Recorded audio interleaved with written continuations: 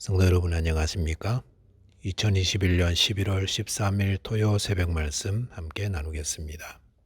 오늘 나눌 하나님 말씀은 욥기 23장 1절에서 17절까지입니다. 본문에서는 욥의 친구 엘리바스의 말 이후에 욥의 답변이 기록되고 있습니다. 본문을 통해서 고난 속에서 하나님의 위로를 구하라는 것과 하나님은 고난을 통해 성도를 연단시키신다에 대한 말씀 함께 묵상하겠습니다. 첫째로 묵상할 내용은 고난 속에서 하나님의 위로를 구하라는 것입니다. 본문 1절과 2절에 보시면 욥이 대답하여 이르되 오늘도 내게 반항하는 마음과 근심이 있나니 내가 받는 재앙이 탄식보다 무거움이라 라고 하였습니다. 엘리바스의 말에 이어서 욥은 그의 7번째 변론을 시작합니다. 그런데 엘리바스의 말을 이어받았으니 당연히 나와야 하는 내용은 욥의 반론이 아닌가 생각하는데 욥의 말은 다른 데로 향하고 있습니다. 그는 고난으로 인해 받는 고통이 너무도 크다고 하였습니다. 그러면서 3절에 보시면 내가 어찌하면 하나님을 발견하고 그의 처소에 나아가랴 라고 하였습니다. 욥은 엘리바스의 말을 반박하기보다 하나님을 찾고 있음을 알 수 있습니다. 욥은 왜 엘리바스의 말에 반박하기보다 하나님을 찾고 있습니까? 그것은 아마도 엘리바스의 말에 일일이 반박하는 것이 큰 의미가 없음을 알았기 때문이 아닌가 생각합니다. 욥과 그의 친구들이 지금까지 무엇하고 있었습니까? 친구들은 욥을 향해 욥이 죄를 지어서 고난당한 거다 라고 하고 욥은 그게 아니다라고 변론하면서 이게 맞다 저게 맞다 이렇게 하면서 모든 에너지를 거기에 쏟아붓고 있지 않습니까? 아마도 욥은 이런 변론이 아무 유익이 없다는 생각을 했던 것 같습니다. 그래서 엘리바스의 말 이후에 그의 말에 반박하기보다 오히려 하나님을 찾는 것입니다. 4절과 5절에 보시면 어찌하면 그 앞에서 내가 호소하며 변론할 말을 내 입에 채우고 내게 대답하시는 말씀을 내가 알며 내게 이르시는 것을 내가 깨달으랴 라고 하였습니다. 욥이 바라는 것이 무엇입니까? 그는 하나님 앞에서 자신의 어려운 형편을 호소하고 또 하나님의 응답하시는 말씀을 듣고 자신의 고난의 이유를 알고 싶다고 하였습니다. 그리고 6절 보시면 그가 큰 권능을 가지시고 나와 더불어 다투시겠느냐? 아니로다. 도리어 내 말을 들으시리로다 라고 하였습니다. 욥은 하나님이 자신의 말을 들으신다고 했습니다. 7절 보시면 거기서는 정직한 자가 그와 변론할 수 있은즉 내가 심판자에게서 영원히 벗어나리라 라고 하였습니다. 욥은 지금 친구들과의 변론에서 얻지 못하는 것을 하나님께 나아가 얻는다고 말합니다. 즉 친구들은 고난당하는 욥의 말을 제대로 듣지 않고 자신들의 주장만 하며 다투었지만 하나님은 욥의 하는 말을 들으신다고 했습니다. 또한 친구들은 심판자가 되어 욥을 정죄하지만 하나님께는 그런 것이 없다고 하였습니다. 그렇기 때문에 욥은 친구들과의 변론보다 하나님 앞에서 직접 자신의 고통과 고난을 토로하며 기도하겠다고 하는 것입니다. 이것이 고난을 당할 때 성도가 따라야 할 귀한 교훈이라 할 수 있습니다. 우리는 고난 속에서 사람들의 위로를 구합니다. 하지만 사람들의 위로는 얼마나 불완전합니까? 그것은 욥처럼 때로는 비난과 정죄로 되돌아오기도 합니다. 욥도 친구들이 봤을 때 아마 내심 위로를 기대했는지 모릅니다. 하지만 변론이 계속될수록 욥은 점점 궁지에 몰리고 억울한 악인이 되고 말았습니다. 사람의 위로 필요하지만 온전한 위로는 하나님께로부터 말미암습니다.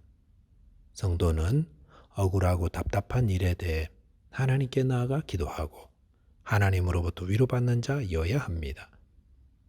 8절과 9절 보시면 그런데 내가 앞으로 가도 그가 아니 계시고 뒤로 가도 보이지 아니하며 그가 왼쪽에서 일하시나 내가 만날 수 없고 그가 오른쪽으로 돌이키시나 배울 수 없구나라고 하였습니다. 이것은 하나님께 위로를 구할 때에 때로는 아무런 응답이 없을 수도 있음을 말해줍니다. 그럴 때 성도는 예수님의 말씀을 기억해야 합니다. 예수님은 구하라 그리하면 너희에게 주실 것이요 찾으라 그리하면 찾아낼 것이요 문을 두드리라 그리하면 너희에게 열릴 것이니라고 하였습니다. 이것은 하나님의 위로와 도움을 구하는 자는 절대로 실패하지 않는다는 것입니다. 저와 여러분께서 어떤 고난 속에서도 무엇보다도 하나님의 위로를 구하는 자 되시기 바라겠습니다. 두 번째는 하나님은 고난을 통해 성도를 연단시킨다는 겁니다. 본문 10절 보시면 그러나 내가 가는 길을 그가 아시나니 그가 나를 단련하신 후에는 내가 순금같이 되어 나오리라 라고 하였습니다. 여기서 욥은 내가 가는 길을 그가 아신다고 했습니다. 여기서 그분이란 하나님을 의미합니다. 욥은 지금까지 자신이 왜 고난을 당하는지 그 이유를 몰라 답답하기 그지없었습니다. 그의 친구들은 죄 때문이라고 말하는데 아무리 생각해봐도 욥의 양심이 그것을 허락하지 않았던 겁니다. 이렇게 자신이 왜 고난당하는지를 알지 못하던 욥은 내가 가는 길을 그가 아십니다라고 고백했습니다. 무엇을 안다는 겁니까? 하나님께서 욥이 당하는 고난의 이유 그리고 그 결과를 다 아신다는 겁니다. 이것이 믿음을 가진 성도가 고난 가운데 가져야 할 태도입니다. 즉, 나는 내가 왜 이 고난 당하는지 도무지 알지 못하지만 나를 사랑하시고 나를 자녀 삼아주신 하나님은 잘 아신다는 그 믿음입니다. 고난 가운데 성도가 가져야 할 믿음이란 무엇일까요? 그것은 내 삶에 일어나는 모든 일에 대한 것들, 나는 다 몰라도 하나님은 다 아시고 가장 선한 길로 인도하신다라는 확신과 신뢰입니다. 그러면서 욥은 이렇게 고백합니다. 그가 나를 단련하신 후에는 내가 순금같이 되어 나오리라. 욥은 하나님이 자신을 단련하신다고 고백합니다. 그렇습니다. 하나님이 성도에게 고난을 허락하시는 이유는 성도를 단련하시기 위함이십니다. 불순물이 섞인 광물에서 높은 순도의 금을 얻어내기 위해 하나님은 우리를 고난의 불 지나게 하십니다. 불 가운데 지날 때 광물들은 완전히 녹아집니다. 평소에 나의 모습은 완전히 사라져버리고 아무에게도 나 여기 있다고 자랑하지 못합니다. 고난의 때 우리는 완전히 무장해제되고 맙니다. 그리고 자신 안에 있는 여전히 남아있는 고집, 불순종, 게으름, 불신앙 등을 다 걸러내고 온전한 믿음을 소유하게 되는 것입니다. 욥은 자신의 고난을 성도를 연단하시는 주님의 손길로 이해했습니다. 이것이 성경이 말하는 성도에게 임하는 고난의 이유입니다. 베드로전서 4장 12절 13절에 보시면 사랑하는 자들아 너희를 연단하려고 오는 불시험을 이상한 일 당하는 것 같이 이상히 여기지 말고 오히려 너희가 그리스도의 고난에 참여하는 것으로 즐거워하라. 이는 그의 영광을 나타내실 때에 너희로 즐거워하고 기뻐하게 하려 함이라 라고 하였습니다. 여기서도 보시면 너희를 연단하려고 오는 불시험이라 했습니다. 성도 여러분, 불시험은 뜨겁고 고통스럽습니다. 그러나 잘 인내하시기 바랍니다. 그것은 이상한 일이 아닙니다. 오히려 그것은 그리스도의 고난에 참여하는 것이기에 즐거워하라 하였습니다. 성도가 고난당하는 것은 믿음의 실패를 의미하지 않습니다. 오히려 그것은 너무도 당연한 것입니다. 하나님이 너무 잘 보호하고 계시고 섭리 가운데 이루어지는 것입니다. 그러므로 주님 감사합니다.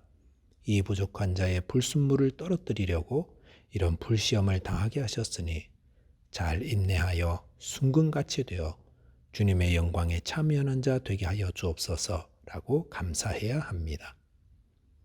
말씀을 정리하겠습니다. 고난 속에서 성도는 하나님의 위로를 구해야 합니다. 그리고 성도에게 임하는 고난은 성도 안의 불순물들을 제거하고 순금되게 하려는 하나님의 연단 과정입니다. 그러므로 고난 후에 주실 영광을 바라보며 즐거워하며 믿음을 지켜야 할 것입니다. 기도하겠습니다. 하나님 아버지, 고난 가운데서 하나님의 위로만이 온전함을 알아서 주의 말씀과 기도로 위로받게 하여 주옵소서. 또한 저희로 순전한 믿음의 소유자 만들기 위해 주님께서 이 고난 허락하셨음을 알아서 인내로 잘 이겨 주의 영광에 동참하는 자 되게 하여 주옵소서. 우리 주 예수 그리스도 이름 의지하여 기도하옵나이다. 아멘. 네, 오늘도 믿음으로 승리하는 하루 되시기 바랍니다. 감사합니다.